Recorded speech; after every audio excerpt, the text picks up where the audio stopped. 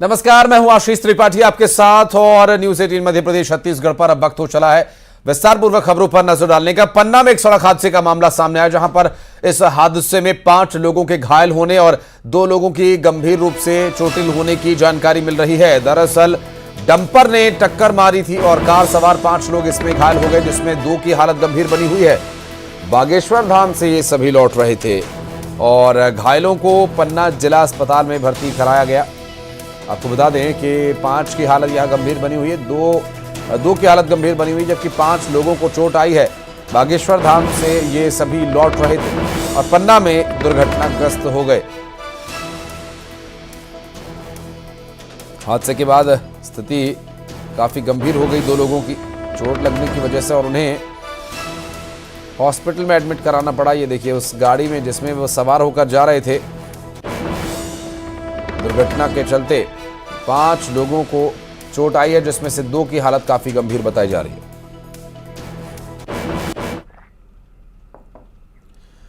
और बढ़ते आगे महासमुंद से बड़ी खबर आपको बता दें, सड़क हादसे में 2 लोगों की मौत हो गई। सरायपाली में तेज रफ्तार का कहर देखने को मिला, जहां 2 युवकों की दर्दनाक मौत हो गई। तेज रफ्तार बोलेरो वाहन ने बाइक सवारों को कुचला। घटनास्थल पर ही 2 बाइक सवार युवकों की मौत हो गई। सरायपाली इवास इंग्लिश मीडियम स्कूल के पास यह हादसा हुआ। सरायपाली थाना क्षेत्र की घटना।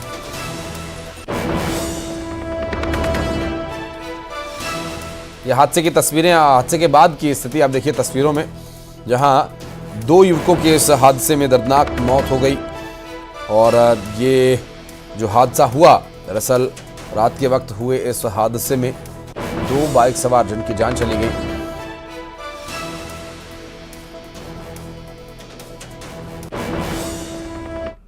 और शहडोल में मासूम को गर्म सलाखों से दागे जाने का मामला सामने आया और 1.5 महीने के एक मासूम बच्चे को 51 बार गर्म सलाखों से दागा गया। निमोनिया की शिकायत होने के बाद परिजनों ने अंधविश्वास के कारण मासूम को गर्म सलाखों से दागा। मासूम के चेहरे पर, उसके कंधे पर, पेट पर गर्म सलाखों के निशान तक बन गए और ऐसे में बुरी तरह से बीमार हुए बच्चे को अस्पताल में भर्ती कराया गया। डॉक्टर्स ने आनंद फानन में मेडिकल कॉलेज के लिए इसे रेफर किया। आपको बताते चलें कि हरदी निवासी प्रेमलाल बैगा के 1.5 महीने के बच्चे प्रदीप बैगा की हालत गंभीर हो गई, जब वो उसे इलाज के लिए, निमोनिया के इलाज के लिए एक ओझा के पास लेकर पहुंचे थे। और बड़ी लापरवाही का मामला ये कहा जा सकता है। अपने ही बच्चे को मौत के मुंह में ढकेलने का ये प्रयास, गर्म सलाखों से बच्चे को दागा गया। और विशाखापट्टनम में एक बड़ा और भयंकर आगजनी का मामला सामने आया। दरअसल यहां बंदरगाह पर मछुआरों की 40 नाव आग की लपटों में घिरी नजर आई और आग की लपटों से धू धू कर जलती है 40 नाव, जिसमें शक ये जताया जा रहा है कि किसी ने जानकर आग लगाई है। विशाखापट्टनम से ये पूरा मामला सामने आया। बंदरगाह में ये खड़ी 40 नाव से देखिए उठती भीषण आग की लपटें। दरअसल आग के इतनी तेजी से फैलने के पीछे जो कारण है वो ये बताया जा रहा है कि इसमें नाव के इंजन को चलाने के लिए डीजल भी रखा हुआ था और किसी ने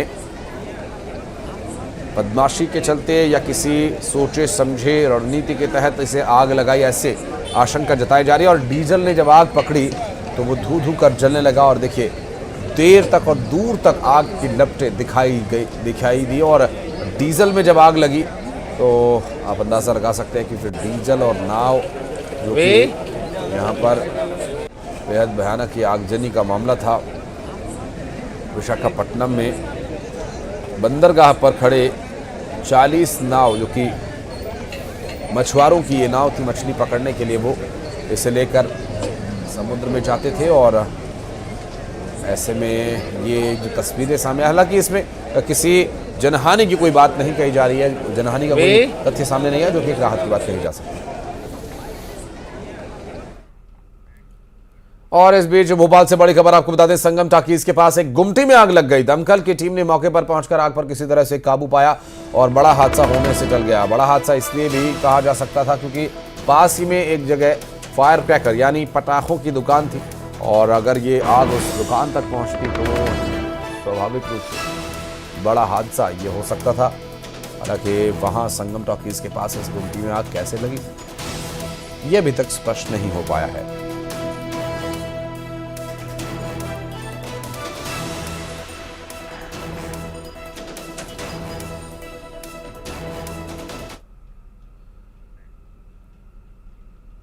और हरदा से बड़ी खबर आपको बता दें, इंजन खराब होने की वजह से यात्रियों ने हंगामा करना शुरू कर दिया।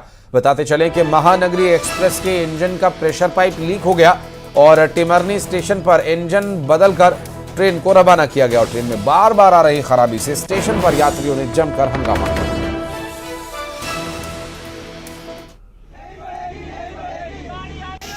सिमरने का माहौल आज का महानगरी एक्सप्रेस। गाड़ी आगे नहीं बढ़ेगी, नहीं बढ़ेगी, नहीं बढ़ेगी, गाड़ी आगे नहीं बढ़ेगी, नहीं बढ़ेगी, नहीं बढ़ेगी। और छठ महापर्व जहां पूरे देश भर और विदेशों में भी मनाया जा रहा है, अंबिकापुर में भी मनाया गया, लेकिन यहां छठ घाट पर दो पक्ष आपस में भिड़ गए, इनके बीच मारपीट हो गई। आपको बता दें कि जगह को लेकर दोनों के बीच मारपीट शुरू हुई तो कुछ देर के लिए यहां अफरा तफरी मच गई। हालांकि मारपीट का वीडियो सोशल मीडिया पर वायरल भी हो रहा है। शंकर घाट स्थित छठ घाट का ये पूरा मामला, लेकिन सबसे हैरानी की बात यहां पर यह देखी गई कि यहां पुलिस या कोई कानूनी प्रतिनिधि वहां मौजूद ही नहीं था जो कि व्यवस्था में लगा हो और इस तरह के विवाद से बचने के लिए कोई बीच बचाव करता। और यहां दो पक्ष आपस में भिड़ गए, मारपीट करते नजर आए, लेकिन पुलिस की यहां कोई भूमिका नहीं थी, किसी ने बीच बचाव नहीं किया।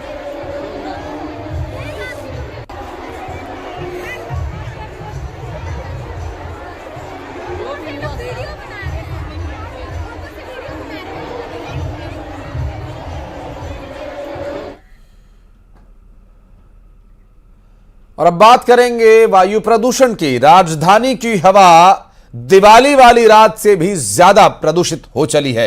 भोपाल शहर में पिछले 48 घंटे में एयर क्वालिटी इंडेक्स 300 के पार पहुंच गया है और भोपाल में प्रदूषण का यह हाल बेहाल कर रहा है। AQI 326 तक पहुंच गया है। दिवाली वाले दिन AQI 300 के पार चला गया था। पिछले 48 घंटे से AQI 326 तक पहुंच चुका है। प्रदूषण के असर से अस्थमा और सांस के मरीजों की संख्या भी बढ़ गई है।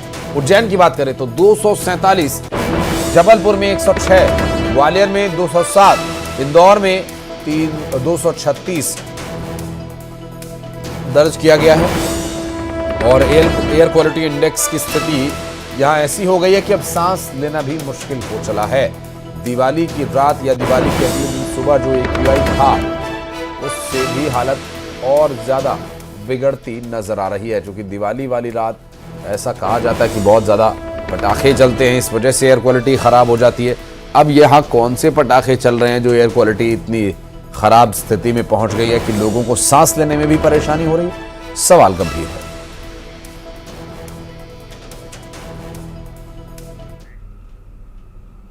और अब बात एक दिलचस्प ट्रेंड की। जी हां, मध्य प्रदेश में वोटिंग का एक नया ट्रेंड देखने को मिल रहा है। वोटिंग परसेंटेज तो बढ़ा, लेकिन 50 सीटों पर वोटिंग घटी है। सरकार के 9 मंत्रियों की सीट पर कम वोट पड़े हैं, जिसमें मंत्री प्रेम सिंह पटेल, भूपेंद्र सिंह की सीट पर भी वोटिंग घटी है। उषा ठाकुर, इसके अलावा राम खेलावन पटेल की सीट पर भी वोटिंग कम हुई है। मीना सिंह, विश्वास सारंग के क्षेत्र में भी वोटिंग घटी है। राज्यवर्धन सिंह, तुलसी सिलावट, जगदीश देवड़ा, केंद्रीय मंत्री नरेंद्र सिंह तोमर, ये सभी ऐसे नेता हैं जिनके सीट्स पर वोटिंग घटी है, जहां से ये चुनाव लड़ रहे हैं। और आपको ये भी बताते चलें कि भारतीय जनता पार्टी के 28 विधायकों की सीटों पर 1% वोटिंग जो है कम हुई है, जबकि कांग्रेस के 20 MLA की सीट पर वोटिंग कम हुई है। बसपा और एक निर्दलीय विधायक की सीट पर भी वोट कम पड़े हैं और MP में ये कुल 50 सीटों पर वोट प्रतिशत गिरा है।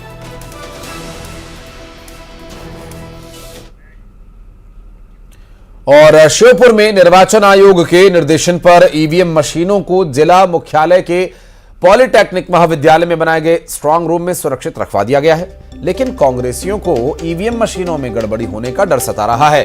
इसी के चलते कांग्रेसियों ने पॉलिटेक्निक महाविद्यालय के बाहर टेंट लगाकर निगरानी करना शुरू कर दिया। कांग्रेसी स्ट्रांग रूम के बाहर लगी एलईडी पर दिन रात नजर गड़ाए बैठे हैं। हालांकि टीआई का कहना है कि पुलिस के अलावा एसएएफ और बीएसएफ के जवान यहां तैनात हैं। किसी तरह की कोई भी दिक्कत नहीं आने दी जाएगी।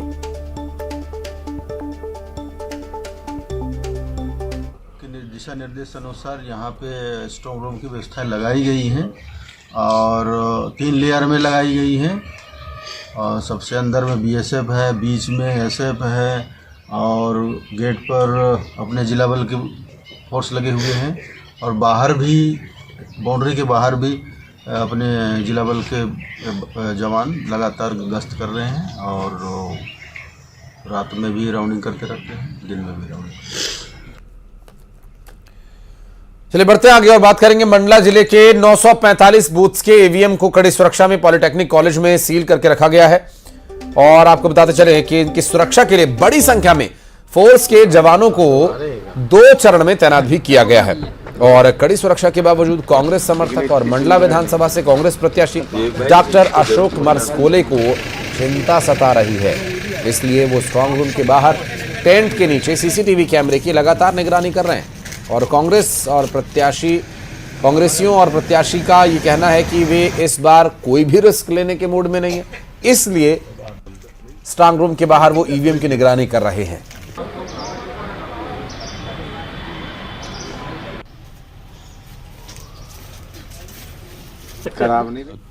कि कई ऐसी बीच में बातें ऐसी आई हैं कि ईवीएम के हैक होने की या ईवीएम में कोई छेड़छाड़ की बातें आती है। जनता के बीच में भी एक ये बना हुआ संशय।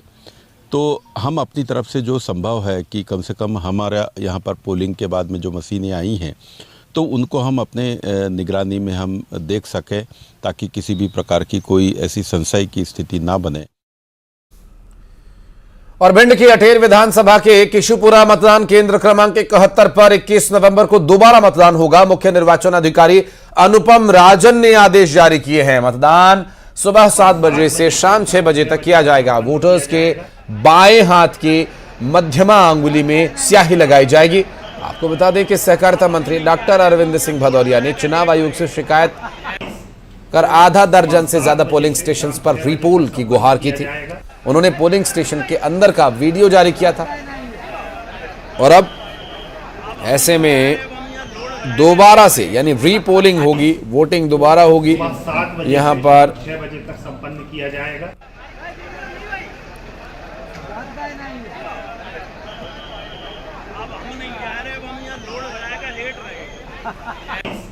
तो 71 मतदान केंद्र जो कि 9 नंबर कॉन्स्टिट्यूएंसी अटेर का भाग है में 21/11/23 को पुनर्मतदान किया जाएगा। इस संबंध में भारत निर्वाचन आयोग का आदेश प्राप्त हुआ है और ये मतदान सुबह 7 बजे से लेकर शाम 6 बजे तक संपन्न किया जाएगा। इसमें आदर्श आचरण संहिता एवं निर्वाचन के समस्त प्रावधान जो मतदान में लागू थे वे सब इस पुनर्मतदान में भी लागू रहेंगे। और चलिए बढ़ते आगे, फटाफट अंदाज में खबरों पर नजर डालेंगे। पन्ना में डंपर ने कार